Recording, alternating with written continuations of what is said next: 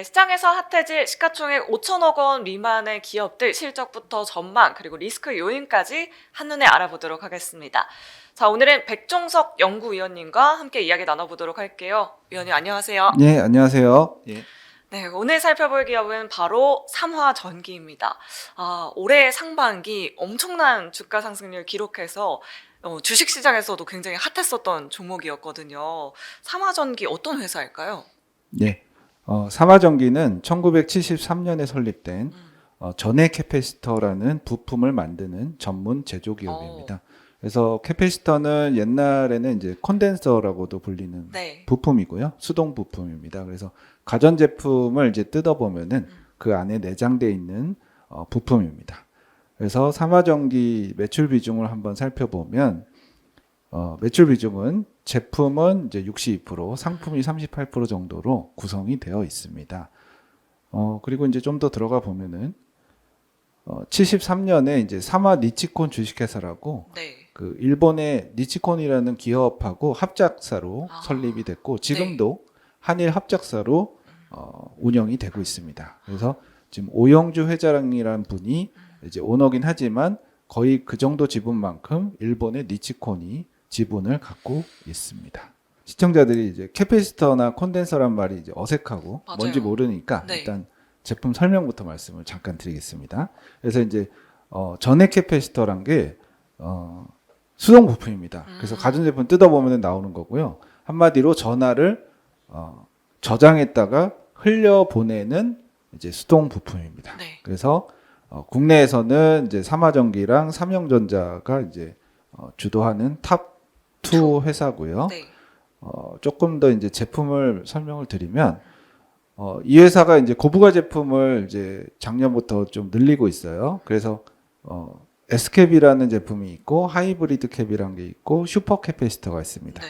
간단하게만 설명을 드리면 S캡은 그 SSD에 들어가는 캐패시터입니다. 그래서 특화된 캐패시터라고 보시면 되겠고 네. 그 SSD는 솔리드 스테이트 디스크라고 그 낸드로 구성된 이제 저장 장치죠. 그래서 거기에 딱 특화돼서 들어가는 캐패시터가 S캡입니다. 네. 그리고 여기 그림을 보시면은 이렇게 SSD 안에 딱 실장이 되는 캐패시터입니다. 네. 그래서 정전 시에 SSD의 전력을 유지시켜주는 역할을 하기 때문에 SSD 모듈에 네. 들어가고 있고요. 그리고 하이브리드 캡이란 거는 내구성이 우수한 이제 고부가 제품으로서 네. 차량이나 로봇, 5G 장비 등에 들어가는 고성능 제품입니다. 주로 전기차나 로봇 제품에 들어가는 캐패시터를 이것을 많이 쓰고 있습니다. 그리고 마지막으로 슈퍼 캐패시터는 이름이 좀 다양하게 불려요. 슈퍼 캐패시터라고도 하고 네. 이 회사는 전기 이중층 캐패시터라고도 하고 그린캡이라고도 합니다. 그래서 중요한 거는 급속 충방전을 잘 하는 고부가 제품이죠. 그래서 주로 쓰이는 곳은 이제 리포트에도 나와 있지만은 요 풍력 발전기 같은 데에 들어가서 이제 풍력 발전을 돕는 역할을 네. 합니다. 네. SSD부터 뭐 전장, 로봇, 풍력 발전기까지 안 들어가는 곳이 없는 것 같은데, 그러면은 삼화전기의 주요 투자 포인트도 알고 싶어요. 아무래도 전기나 뭐 이런 전력 업체들, 미국 인프라 투자 수혜 확대 기업으로 굉장히 많이 거론이 됐었거든요. 삼화전기도 마찬가지일까요? 예. 이제 산업 현황을 이제 잠깐 말씀드리고 네. 그다음에 말씀하신 대로 투자 포인트에 들어가도록 하겠습니다.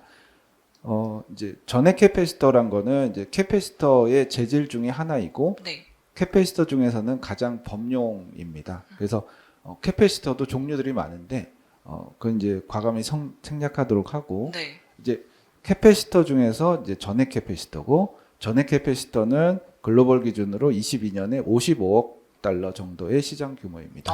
55억 달러요. 네. 예.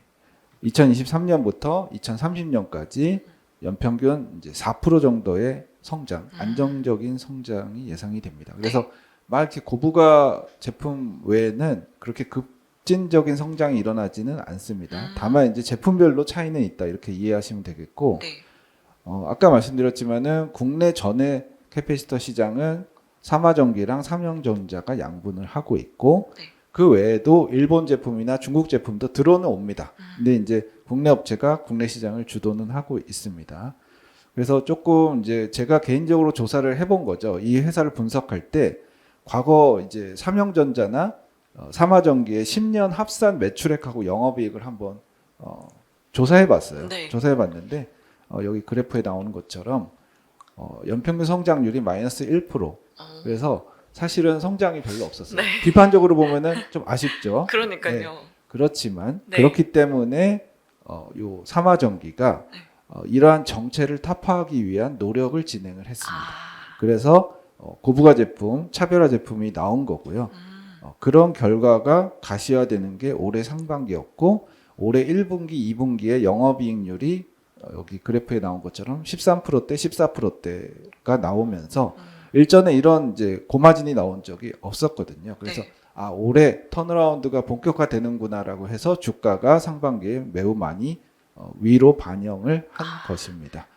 그래서 이제 투자 포인트로 자연스럽게 이제 한번 넘어가 보면은 이제 투자 포인트 두 가지를 말씀드릴게요. 네. 첫 번째는 그 미국의 빅테크 기업들의 설비 투자 확대로 인한 S캡 제품의 수요 성장입니다.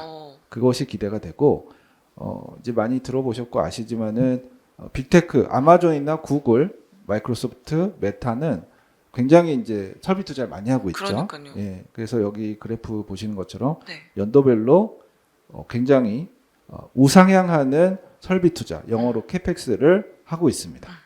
주로 이제 서버 투자를 하는 거고 서버에도 일반 서버가 있고 AI 서버가 있습니다. 근데 이제 AI 서버 위주로 올해 성장을 많이 하고 있죠. 왜냐하면 이제 시장 선점을 하고 싶은 거예요. 그들 입장에서는. 네. 물론 이제 비판적인 관점에서 AI 산업의 아직 비즈니스 모델이 정확하게 정립되지 않았다. 이런 네. 비판도 있죠. 그렇지만 빅테크 입장에서는 어차피 벌어들이는 이익이 많고 네. 미래 시장을 선점해야 되기 때문에 투자는 계속하고 있다. 투자를 가속하고 있고 네.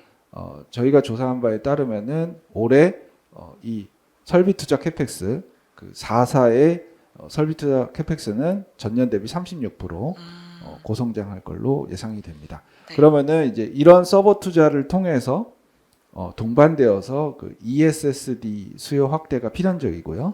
그러면은 동사의 S캡의 수요 확대가 이어질 수 있습니다. 그래서 빅테크의 투자 확대는 SSD의 투자 거기에서 이제 S캡의 수요 확대가 이어질 것이다라고 보고 있고 네. 삼성전자, 하이닉스 양사에 납품을 하고 있어요. 그래서 그 물량이 늘고 있고 특히 네. 이제 하이닉스가 신규로 좀 더 늘어나고 있습니다. 기존에는 삼성전자 위주였는데 올해부터는 하이닉스도 추가가 된 상황이라서 기대가 됩니다. 네. 사실 데이터가 점점 더 많아지니까 뭔가 이런 전기 쪽에서 뭔가 정전이 나면은 확 뭔가 데이터가 사라질 위험 같은 것도 그 있잖아요. 안정성이 확보가 돼야 되기 네. 때문에 SSD 업체 입장에서는 무조건적으로 S캡을 채용을 하고 있는 상황이고 네. 얘네가 공급을 잘 하고 있습니다. 네. 그러면 하이브리드 캡 시장은 어떤가요? 네, 하이브리드 캡 시장의 성장도 좀 기대가 된다는 게 네. 두 번째 투자 포인트고요. 하이브리드 캡은 이제 아까 말씀드린 것처럼 내구성이 우수한 네. 캐패시터로서 주로 이제 로봇이나 전기차에 들어갑니다. 네. 그래서 전기차 쪽에서 이제 수요 확대가 기대가 되고요. 참고로 여기 리포트에 나온 것처럼 일반 캐패시터도 들어가고 하이브리드 캡도 들어갑니다. 자동차에서. 네. 근데 이제 내연기관 기준으로는 총량이 차량당 캐패시터가 약 151개 들어간다면은 네. 전기차에는 306개가 들어가서 오. 배 정도 들어가는 네. 거잖아요. 예, 그래서 HEV 그러니까 하이브리드 차에는 210개. 그래서 일반 차량보다 30-40%가 HEV의 캐패시터가 많이 들어가고 그리고 일반 대비는 전기차에는 캐패시터가 배로 들어간다. 네. 이게 이제 산업적인 측면에서 좀 기대되는 요인입니다. 그래서 글로벌 전기차 시장이 성장에 대한 이제 우려는 좀 있고 이제 지금 시장도 좀 헷갈려 하고 있어요. 네. 예, 굉장히 좀 우려도 했다가 최근에는 아주 최근에 또 기대를 다시 하고 있습니다. 그래서 캐즘이랑 뭔가 계속 성장한다 이런 게 뭔가 계속 좀 네. 의견이 설왕설래한 것 같아요. 그러니까 이제 캐즘이란 거는 일시적인 성장 정체인데 네. 그런 우려가 좀 많이 부각이 된 상황에서 아주 최근에는 다시 이제 국가별로 정책 수요가 늘어나면서 다시 정책 지원이 있으면서 이제 다시 전기차 시장에 대한 기대감이 조금씩 살아나고 있습니다. 그래서 요약하면은 전기차 시장의 성장에 따른 하이브리드나 순수 전기차의 성장에 이제 발맞춰서 캐패시터 수요가 기대가 된다입니다. 네, 알겠습니다. 그렇다면 뭐 AI, 로봇, 자동차 모멘텀을 다 가져갈 수 있는 회사인 거네요. 네, 그럼 앞으로의 실적도 한번 확인을 해봐야 할 것 같은데 2024년 실적 어떻게 보셨어요? 네. 상반기에 실적이 나왔죠. 네. 그래서 이제 매출액은 1,196억, 영업이익은 168억이 나왔습니다. 그래서 각각 전년 대비는 매출은 8%, 영업이익은 148% 증가했어요. 굉장히 많이 네, 그래서 늘어났네요. 굉장히 좀 좋아졌고, 네. 그 이유는 이제 아까 이제 많이 말씀드렸던 S캡 수요가 굉장히 이제 견조한 상황이고요. 거기다가 일반적인 이제 가전, TV용, 범용 캐패시터 수요도 좀 늘어나고 있습니다. 그리고 이제 하이브리드 캡도 꾸준히 양호한 상황이고요. 그래서 이제 상반기 실적이 꽤 좋았죠.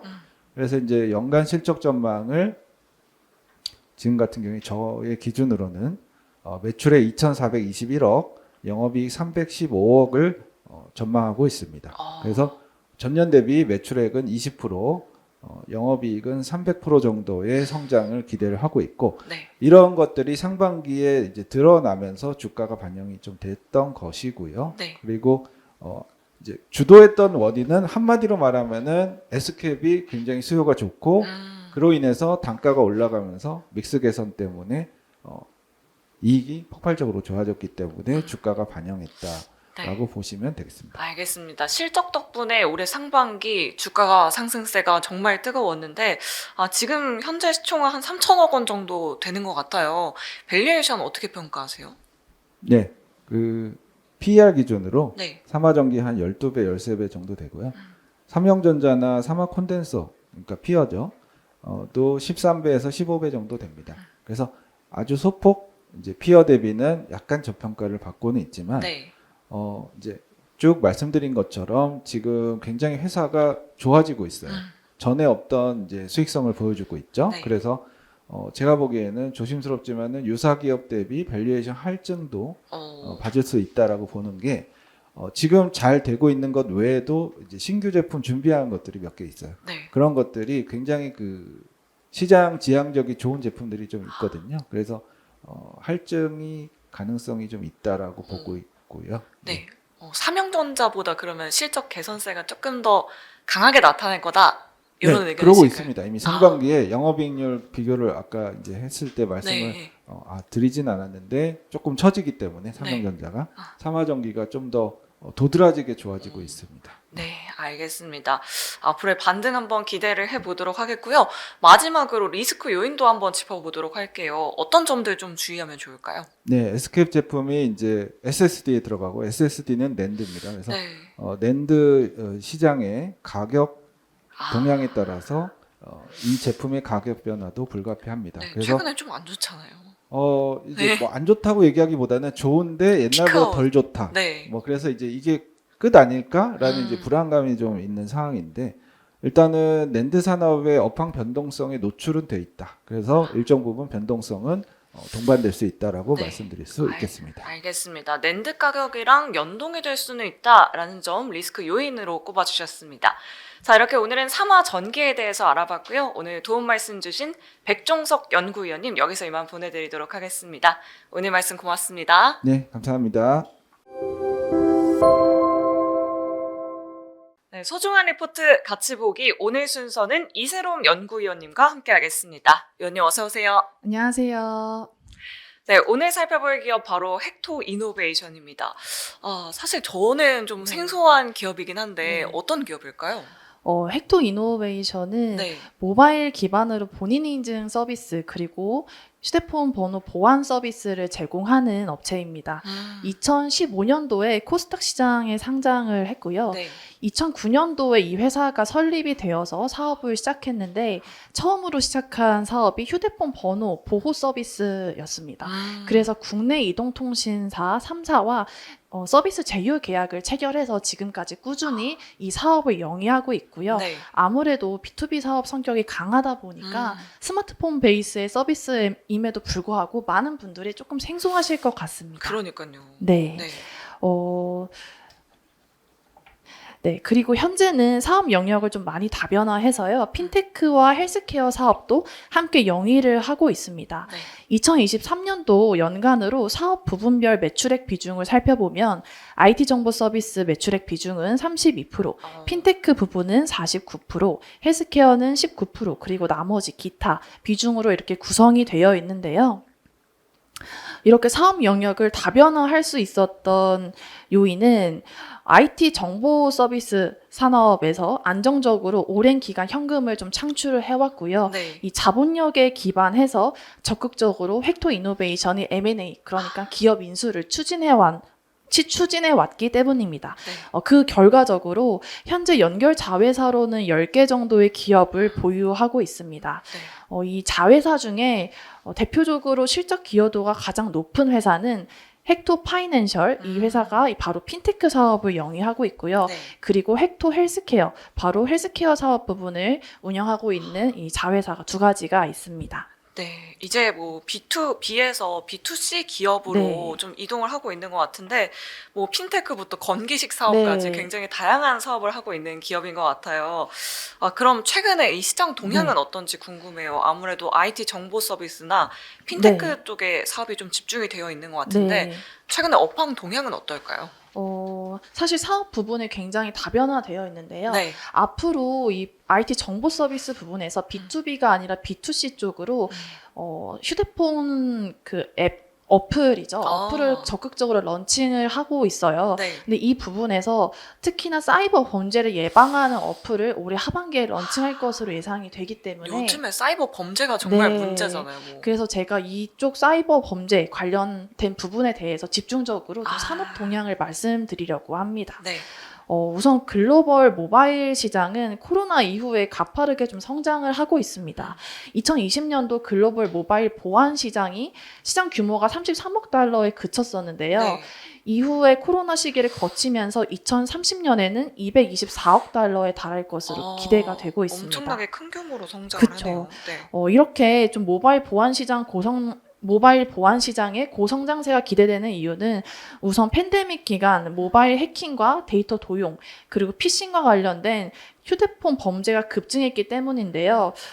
팬데믹 기간 동안 사람들이 집에 머무르는 시간이 네. 기하급수적으로 좀 증가했고 그러면서 자연적으로 휴대폰 사용 시간이 확대가 됐었고 또한 원격 근무라던가 온라인 쇼핑 그리고 SNS와 같은 디지털 플랫폼 사용 빈도가 빠르게 증가하게 되었습니다. 당연하게 사이버 공격에 더 많이 노출이 될 수밖에 없었고요. 더군다나 가정용 네트워크 그리고 개인용 IT 기기는 보안에 조금 더 취약하기 때문에 이렇게 피싱과 스미싱으로 개인정보를 탈취하려는 시도가 많아지면서 네. 자연적으로 이 스마트폰을 보호하는 보안 시장도 급성장하게 되고 있는 상황입니다. 네, 그래서 이후로 스마트폰 사용자들은 개인 데이터 그리고 개인 정보를 보호하기 위해서 모바일 보안 서비스를 좀 적극적으로 선택을 하고 있는 상황이고요. 네. 기술적인 측면에서는 AI와 머신러닝 기반의 스미싱 탐지 서비스 그리고 멀티팩터 인증 기반의 이런 모바일 보안 솔루션이 많이 발전을 하고 있습니다. 네. 이러한 기술들은 스미싱과 피싱 공격을 실시간으로 좀 탐지를 하고 차단하는데 매우 효과적인 그런 기술이다라고 보시면 좋을 것 같아요. 네. 그러면 글로벌리 모바일 보안 시장이 가장 발달한 지역은 어디냐라고 봤을 때 바로 미국과 캐나다입니다. 네, 그래서 북미 지역의 국가들은 네. 정부 차원에서 민간과 공공기관 모두 이런 사이버 보안을 강화하기 위해서 다양한 제도적인 조치를 시행을 하고 있는 상황이고요.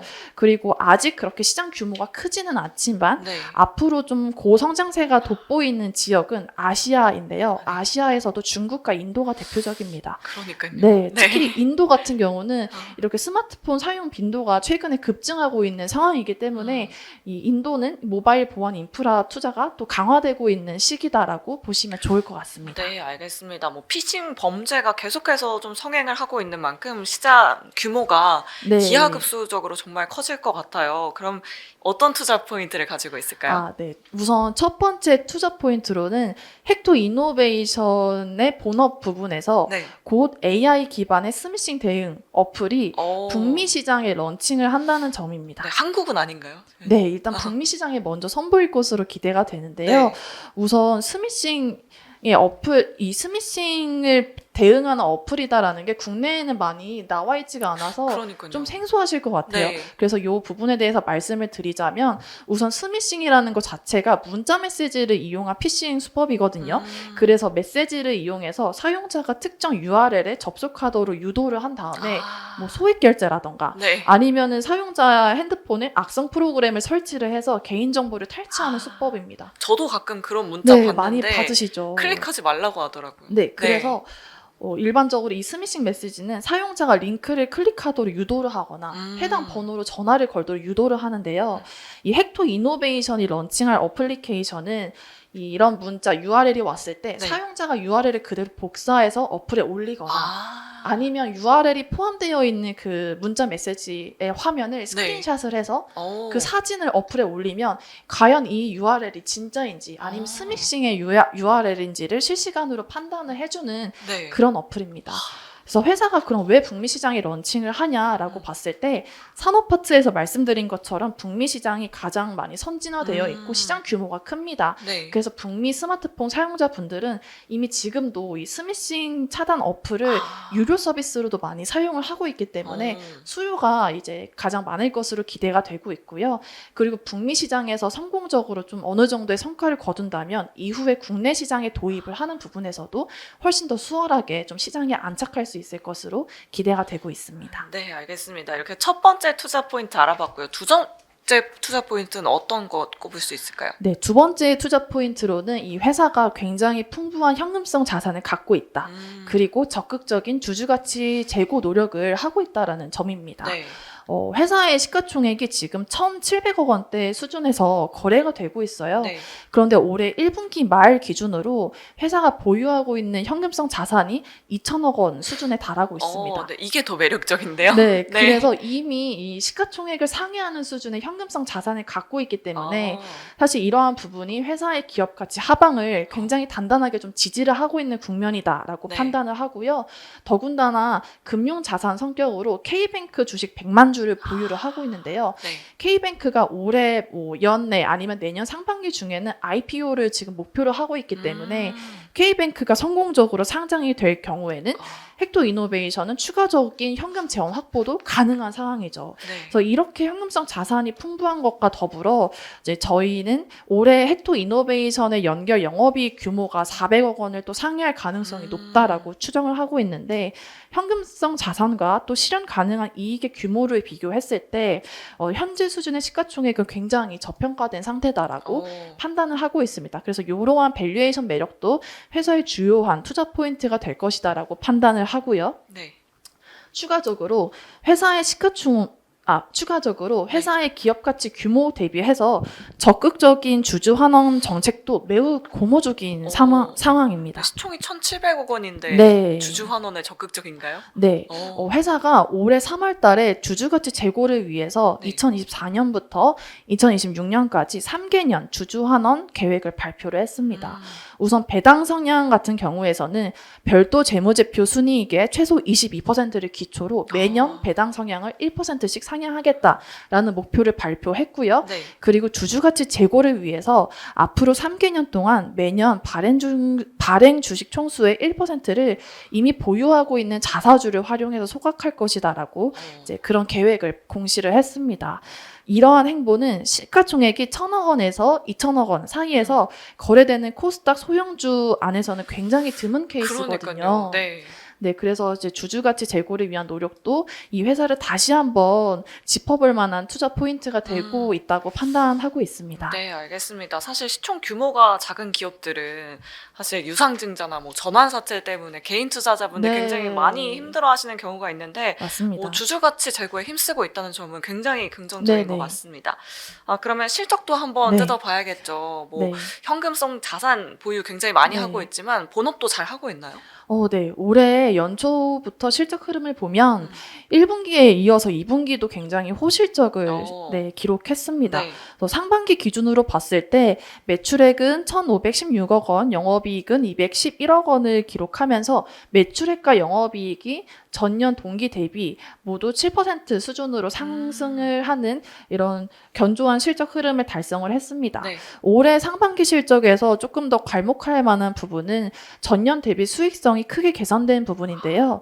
우선 본업 부분, 즉 IT 정보 서비스 부분에서 구독 서비스와 광고 매출이 개시되기 시작했습니다. 그래서 외형 볼륨이 좀 성장을 하면서 비용 효율화가 자연스럽게 진행이 됐고요.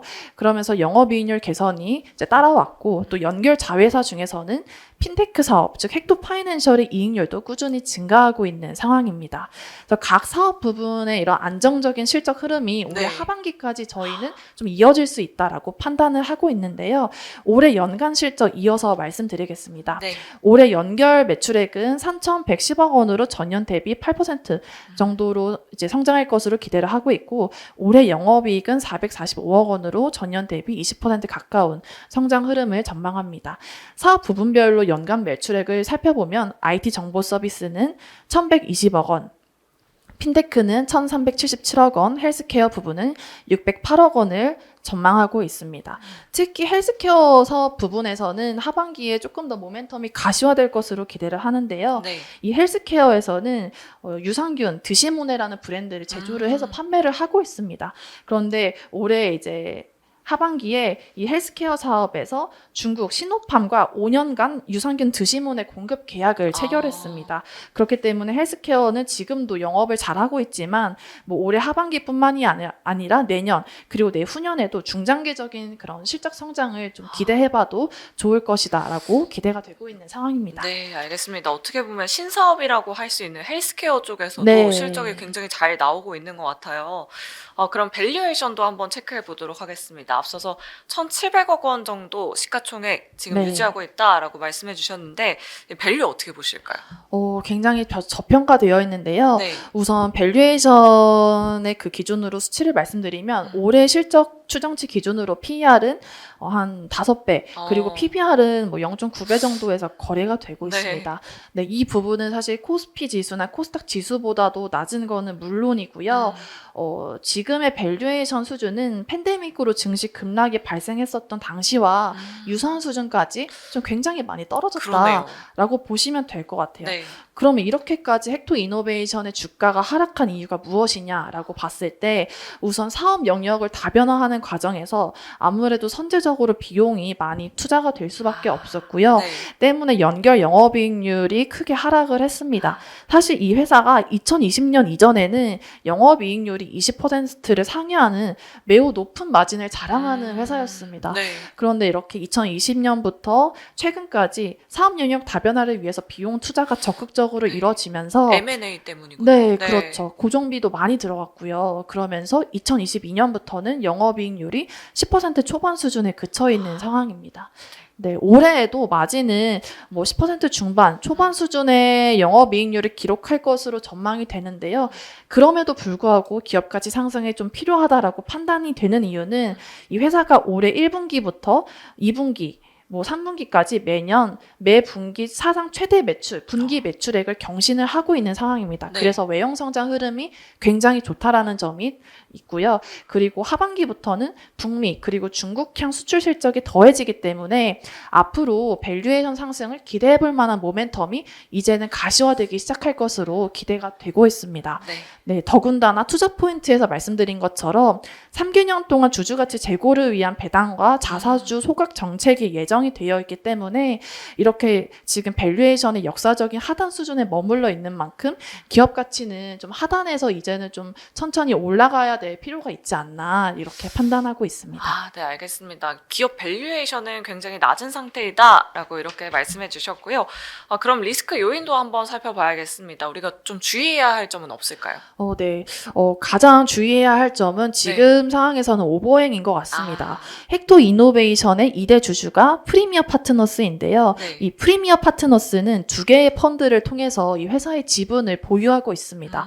이 중에 하나인 프리미어 그로스 M&A 투자 조합이 올해 12월 달에 펀드가 만기가 됩니다. 네. 네, 그렇게 되면 사실 뭐 다량의 주식 매도에 따른 오버행 부담이 나올 수밖에 없고요. 물론 펀드의 만기 기간을 연장할 가능성도 있지만 아직 너무나 불확실한 상황이기 때문에 그리고 헥토 이노베이션이 지금 거래량이 적은 주식이기 때문에 네. 한 번에 이렇게 물량 출회가 된다면 주가의 변동성은 더 크게 확대될 수밖에 없고요. 그래서 저는 이 헥토 이노베이션의 좋은 뭐 저평가 요인 그리고 앞으로의 뭐 성장 가능한 부분을 보고 판단을 하실 때에는 아무래도 12월이 지나고 나서 네. 오버행 부담이 조금 해소가 되고 나서 좀 좋게 보시는 게 네, 현명한 선택이다라고 네. 판단하고 있습니다. 알겠습니다. 그래도 뭐 K뱅크 상장 모멘텀이라든지 네. 뭐 실적이라든지 주주 가치 제고를 위해서 힘쓰고 네. 있다는 점은 굉장히 긍정적인 것 같습니다. 자, 이렇게 오늘 기업은 헥토 이노베이션에 대해서 알아봤고요. 오늘 도움 말씀 주신 이세롬 연구위원님 여기서 이만 보내드릴게요. 오늘 말씀 고맙습니다. 감사합니다.